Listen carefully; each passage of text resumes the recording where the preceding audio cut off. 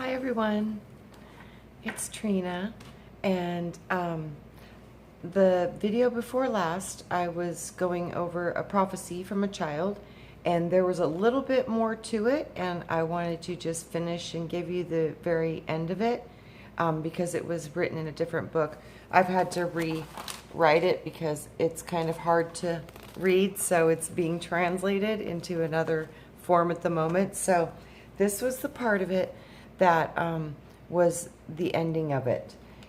We were talking about how the earth would be, lava would be all over the earth, and it would start the rainbows and the colors and the new light that would be starting to come upon the planet. So it says, you see, in the beginning, you see the passageway, you see the door, but see no human can go through it because it's too small.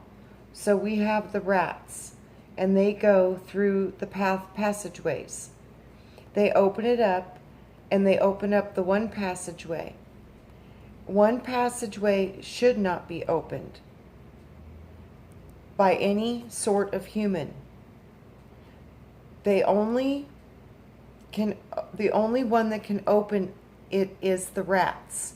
They are the key to open up the passageway. They're small enough to fit through the door. Every single door that people have will open leading to God. The rats' doors will slam shut when the whole door will fly open. The whole thing will open through everyone, in them, in thee, into the light, into thee. Then they run through the gate.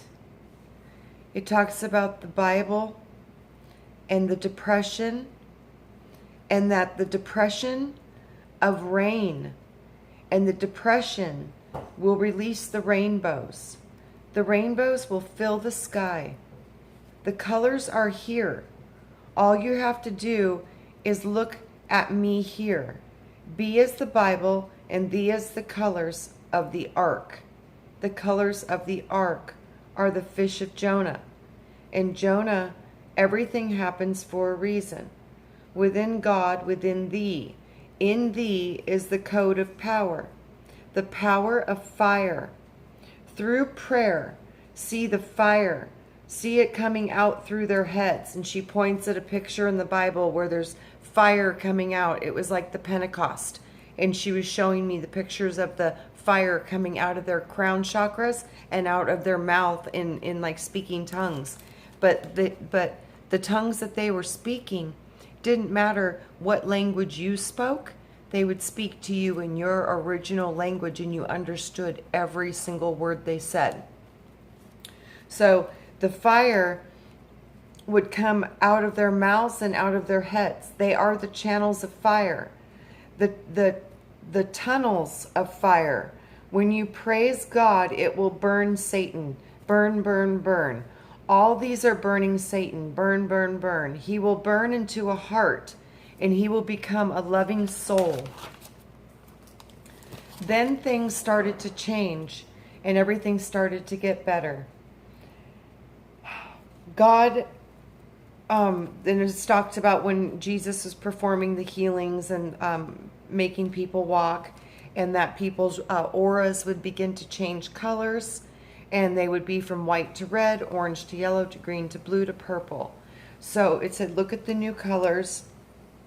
The rainbow would be starting with the color white, and then red, and then orange and yellow and green and blue and purple, which is our current rainbow. But it said somehow it would integrate this new light that was purple that would be coming in with it.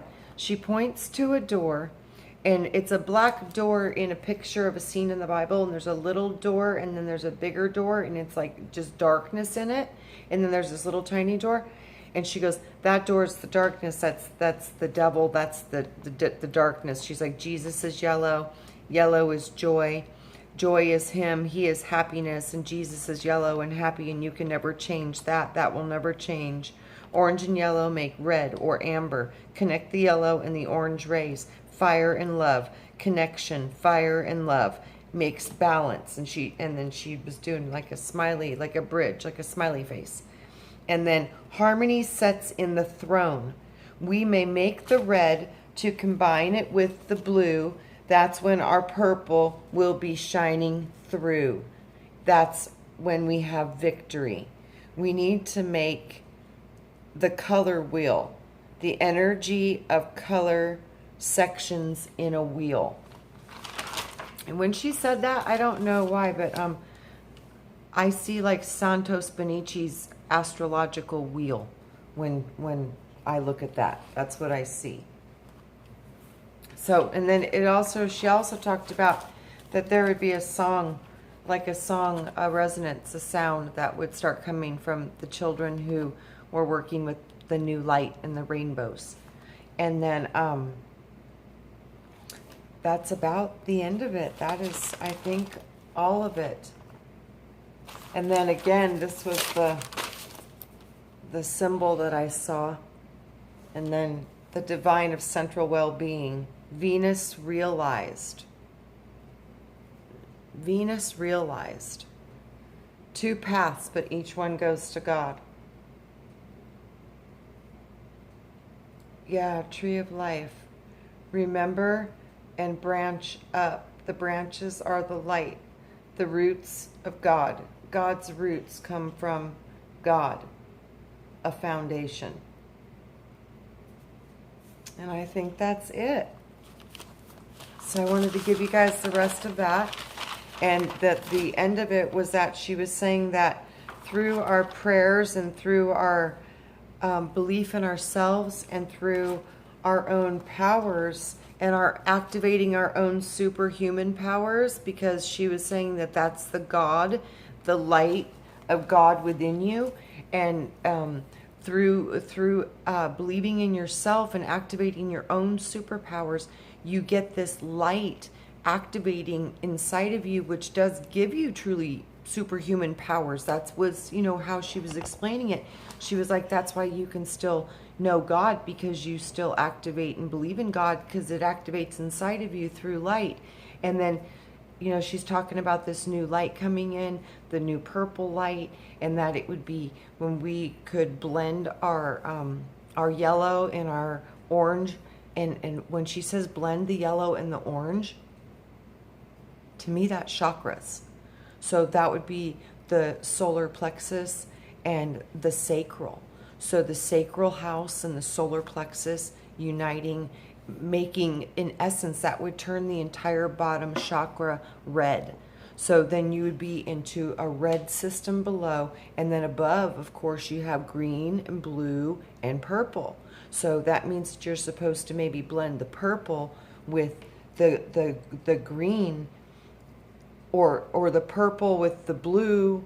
I don't know, to make the red and the blue go into purple. So I'm seeing like almost a collapsing of chakra wheels and all blending into the two primary colors, one being red, one being blue. And then when all of that merges as one, it's like a marrying.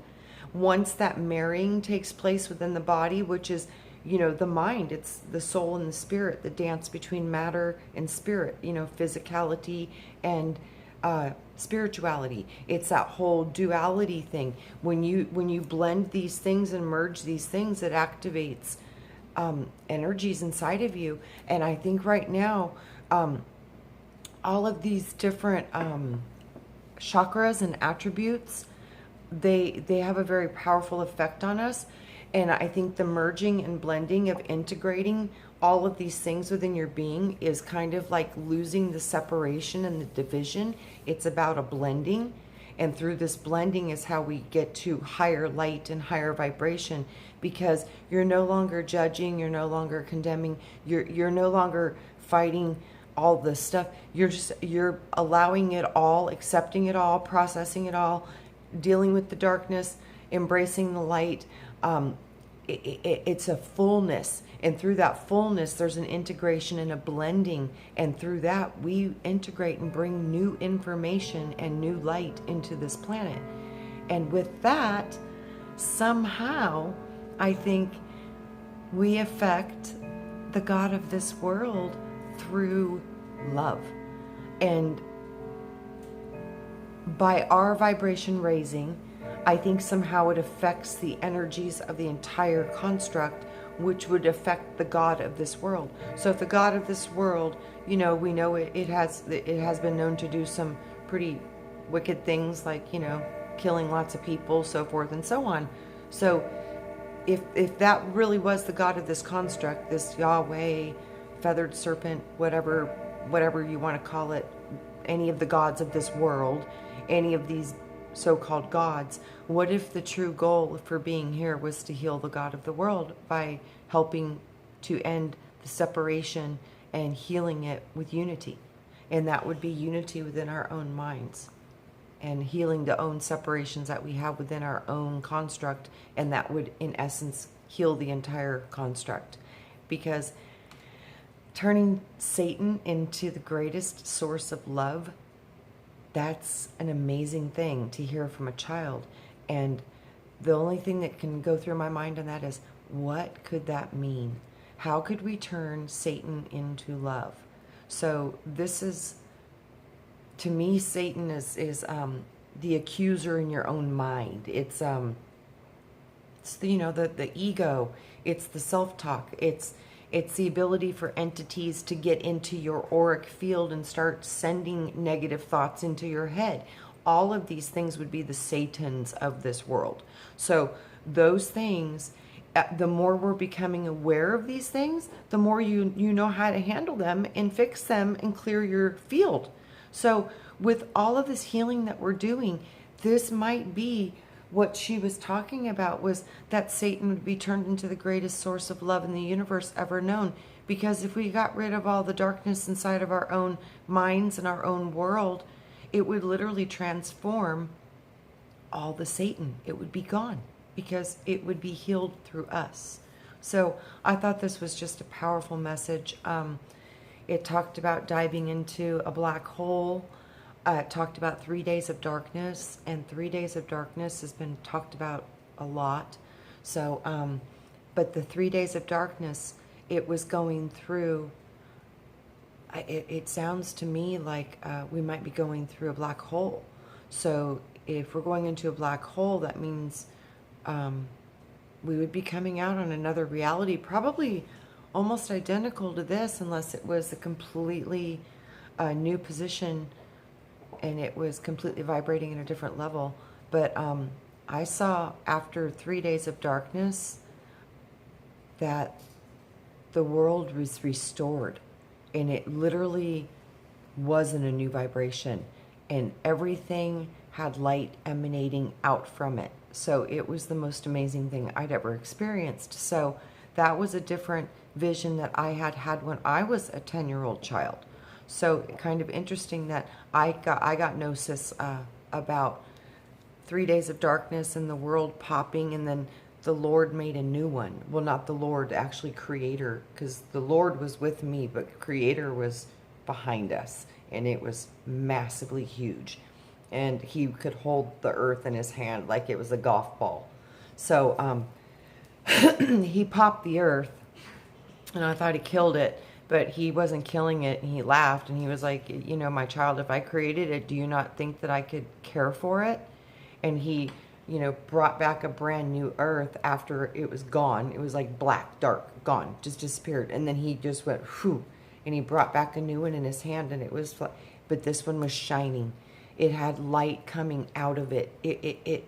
But not as bright as the sun, but literally it was like how you would imagine seeing a spirit body that just glows. Like you can still see the earth, but the earth was just shiny. It was glowing. And then when he told me to feel it, and he threw me inside of it, everything had a song. There's no words. The bliss, the way that it felt it was beyond magical. I mean, there's no words for it. Like, I was walking down this pathway, and it was like a cobblestone pathway, but it was like everything was perfect. It's so hard to explain. And then the flowers that were lined on the edges of the pathway, like they would acknowledge you. They would like gently bow, and you would just gently, you just knew. You knew them, they knew you. Everything was conscious. everything was conscious. I mean, everything. And I think that's our true home. And, the whole information about the molecule and the information that I received about the new clay of us. And that was when I was asking about the fall, and I was asking about the Adam and Eve thing, and I was asking about cloning, and I had all these questions. And there's so much to this that we just don't understand. But it seems to me that somehow through the carbon-based creation point of this human bodies that we're living in, that are created from the carbon-based molecule, which is 6 protons, 6 neutrons, and 6 electrons, and that literally says 666. The carbon-based body might be the mark of the beast. So that's always been something I've always seriously looked at, because like I said, Jesus put himself up, he let himself get crucified, because if he could walk on water and heal the blind and do the things he did, there's no way he couldn't got off a cross. So with that, he was showing us, don't value the flesh, and he was saying, this is not your house, my Father's house is not of this world. So he's reminding you that this is temporary. Value your soul and value your spirit. Don't value this reality, because it's just an illusion in essence, that it's not eternal. It's not forever. So don't ever get trapped into this construct by believing this is what you really are. And I think that's the biggest trap, because when we come here, we feel like this is what we really are, because it is. And we are in this construct, and we have bodies, and we have to feed them and take care of them. And it's about as real as it gets, and we feel very powerfully. So with that, it is real. But I know that there's more than this. And this is a great body. It's a great little avatar. It's a beautiful temple, and it's housing that which is holy, which is myself, the self that I am. That's what this body is housing, because this body is the temple for my spirit, which resides within it. And when this body drops, my spirit does not cease to exist. It is eternal. It's energy, and energy can never be created or destroyed. It can only transmute. So with that, we are more than these bodies, and the changes that are coming, I think, is to merge our original bodies that we used to have with the bodies that we have now. So we're supposed to bring the light body blueprint into the flesh body and marry the two. And I don't know how that's all going to work out, but I have a feeling that that's part of this process. And when we can figure out how exactly this is going to happen and go down, and or if it's already happening and it's already going down, because I do think this light is activating our metagenes, and it's activating genetic codes that have been asleep for a long time. And this is the whole, you don't want to wake up the sleeping giant. Yeah, because those are our old genetics from the times when giants roamed the earth with us. So with that, yeah, I have a feeling those genes are very powerful. And Ryan brought up a great point, stating that they had to dumb down humans because we were so superior and getting so powerful, and a lot of us were very destructive. So they had to do that to contain our power. And that resonates with me for some reason. And he says that was around the time of Atlantis and the fall of Atlantis. And there was some crazy stuff going on in Atlantis from what I can remember. I have some recollection of that time. And there was very amazing science happening. And the science back then was really profound, because it was doing something that we're not. And its foundation was based on spiritual practices before the physical, because they had an understanding that the energy was first. So with that, I think the technology was superior to what we have now, because I remember seeing it, and it was. So it was done a lot cleaner, just a lot different. And they used a lot of water and they used a lot of crystals. So, and they were using all meta capabilities, and transferring consciousness was not a problem. It was super, super simple. So we, I think, might be some type of an aspect of consciousness transferred, because I've seen a Sleeping Beauty. Wayne is starting to see this. Other people are starting to see this, that we have another body somewhere sleeping.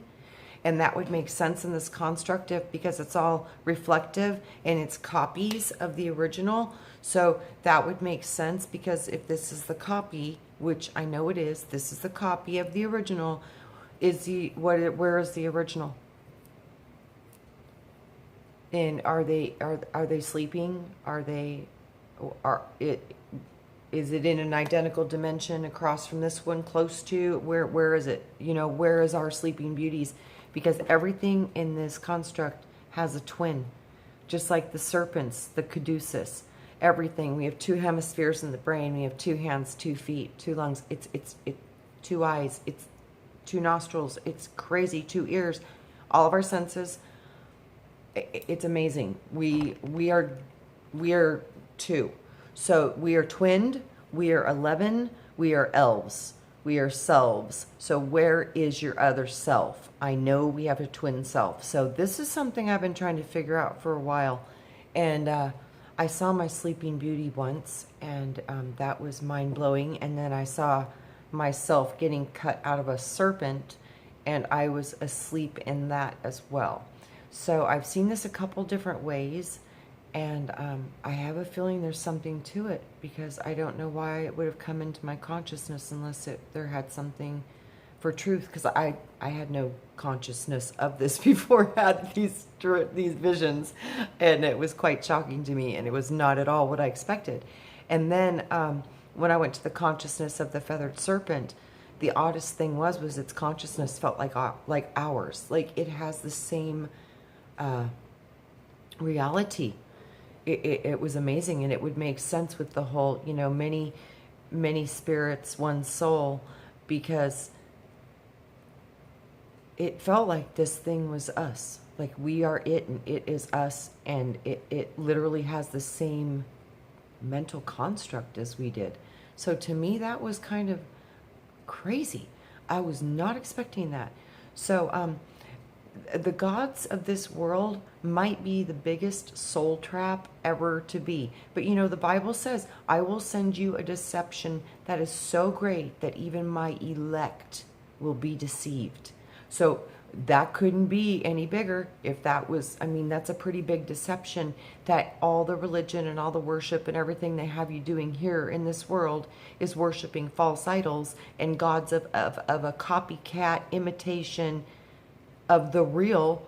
So they got you hooked because you've signed contracts and you've done magic and you've done oaths and you've taken oaths of loyalty to these beings, and they're not the real ones. So, the first commandment, thou shalt not worship false idols, and thou shalt have no God before me. If you don't understand that you're more than this world, and you think that this world is where God is, you're probably going to be into the false idol worshiping situation. And there's no judgment. The thing is like you've been tricked. And if this is about testing and passing levels of knowledge, it means you're going to have to pass these tests. And one of those tests might be that. And if you're looking at an identical copy, it's going to be kind of hard to know if it's real or not.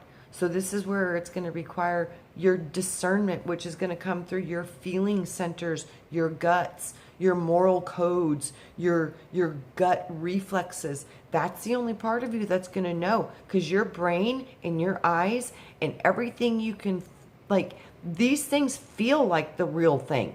It's a perfect copy. But you're going to have to find truth. You're going to have to know, is it real or is it a copy? But anything in the visible light spectrum, from what I'm starting to understand, is not going to be the organic real one, because it does not operate in reflective light. So the light is completely different from any of these beings. So if you were to see Jesus, he would be emanating light. He is, and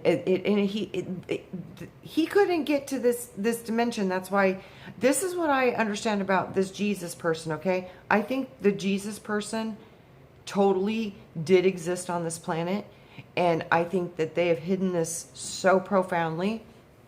And I also do think that he was the redemption code or the salvation code to have the repair codes brought back into the human genetics that were removed, severed, and put to sleep. So I think this is why he is the salvation, because through his original genetic coding coming into a physical body and bringing those codes into the blood and into the earthbound fallen state, that was the redemption codes for humanity to start to reawaken and reactivate and remember our old codes, our old genetic codes.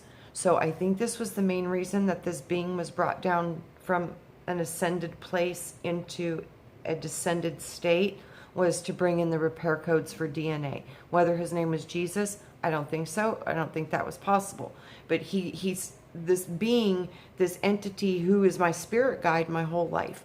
He's an ascended master who came here to help. So, and he comes from higher places. But I even had to realize that this thing I was working with my whole life is a copy of the real thing. So it's not real. He's not real. He's real, but there's a real one, but it's not here. It's not in this construct. It's not invisible light, period. So it's not going to be here. Anything that's here is a copy of the real thing, and it's trying to get you back into the matrix so they can harness and use your energy. So when I realized all that, that was just a huge bad day for me, because my whole reality shattered, and I was like, oh, this is terrible. But then there's comfort in the knowing that, oh man, our true light worlds, they don't have separation and division, but you still have your individuality, you're still yourself, but your consciousness, we've been separated from source, and source is consciousness. So when we're here, it's like everything is half dead or half alive, but it's not fully alive and it's not fully dead. It's the weirdest, it's so hard to put into words what these things feel like and look like. But the world that I saw that we come from, there's no boundaries of consciousness. So you connect with the flowers. You everything you see, there's an awareness. You know each other. There's no strangers. There's no mysteries or secrets. And that's probably why we created a construct similar to what this is before it got hijacked. I could see how we could create a virtual reality simulation to go and learn different aspects of creation in a safe place to do it that wouldn't harm or interfere with creation, because our natural essence is good. It's benevolent. So we have to be altered to shift down into these darker densities. But, to understand everything that's available in all creation, part of creation itself would have to dive down into that so it could have an awareness of itself. So I see the understanding from a lot of different levels, and that's what happens when your brain starts to blow up. You see it from one way, and then all of a sudden, boom, you get hit with new concepts, and then you see it from a different way, and everything just starts to kind of blend. And you can see the polarity, that one thing is both, but one is sitting at the positive polarity and one is sitting at the negative polarity, and there's a million expressions in between. So it's a powerful thing about dimensions and energy, because frequency puts you into a reality. It literally puts you into a reality. So it's like dialing your radio station. So yeah, be careful where you're vibrating and what your frequency's at. And if you have like dark talk going on and dark energies around you, you need to clear it and work and be strong and get rid of it, because nobody can fix it but you. Watch a funny movie. Watch something that you know that makes you laugh, because those frequencies cannot stay in joy. They cannot stay in laughter. They cannot stay in love. They cannot stay in gratitude, appreciation. There's so many frequencies that completely obliterate these negative frequencies, because the higher, stronger vibrations are just way stronger. So they win.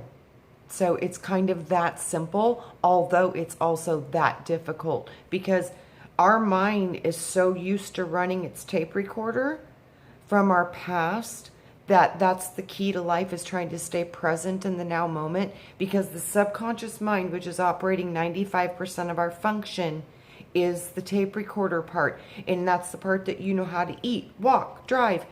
That's your memory. So without your memory, you couldn't function. You need your memory. But the tape recorder also, too, is extremely focused on the strongest emotional charges. Those are typically based in trauma. So that's what our tape recorder's playing a lot. So we have to break free from those thoughts. And when they come in, acknowledge them. Say, thank you for the information, but I'm not there anymore. I'm here now, and everything is well in my world. Acknowledge it. Tell it to take a back seat. Say, yeah, I hear you. I know. I've been there, did that. Don't you remember? That was the past. But right now, I'm in the present. And right now, I'm going to choose to focus on something I want to see in my life. And I'm going to laugh. And I'm going to feel joy. And guess what? That's going to be the recorder in a few years. Those are going to be your new recordings, is all those times that you were feeling joy and feeling this, and not sticking in your old patterns and creating new ones, especially ones that feel better. Yay for feeling better. So I think this is the battle that we're facing, guys. This was something that was done to us on an atomic level, and it produced a molecule. And the molecule is the carbon-based unit that is 666. This might be the mark of the beast, because from what I saw, what we come from is not a molecule. It's called a miracle. And that miraculous, that is our true genetic code, is unfathomable, and it's unlimited, positive, cooperative, benevolent, light-filled, loving creation. So we are not molecules. We truly are miracles. So that was the biggest part of the message to me. That was the best part, because when I see a molecule, I see this physical matrix. And when I see the miracle cell, it's almost an identical match, except for it's translucent. It's not fully solid, but it's not fully light. It has form, but yet the form has the ability to move into anything it chooses.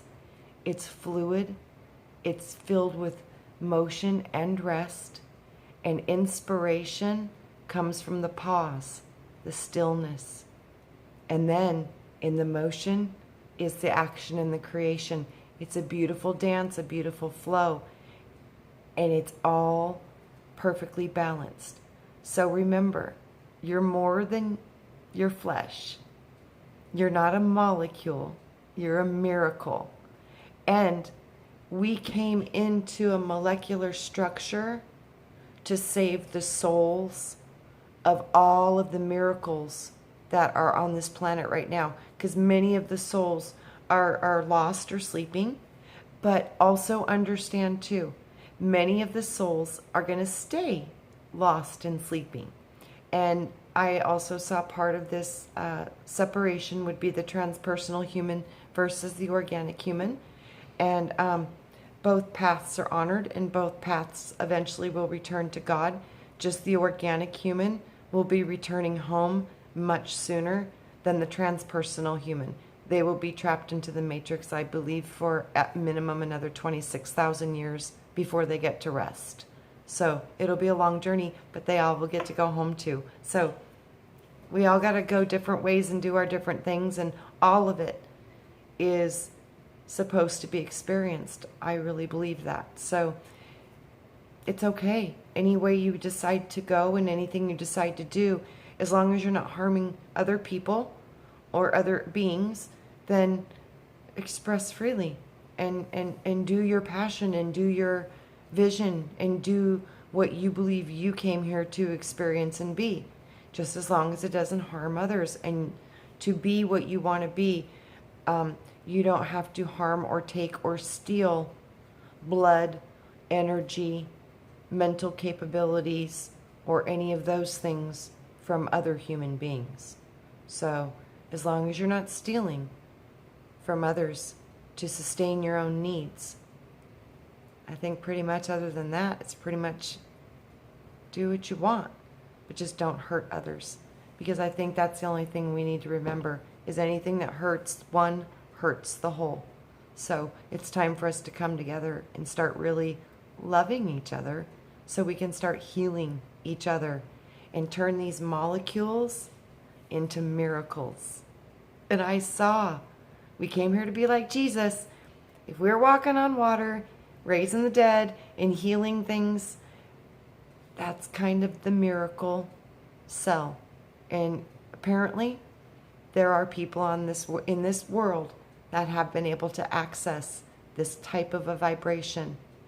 And I think now it's time to start activating many more. So I love you guys.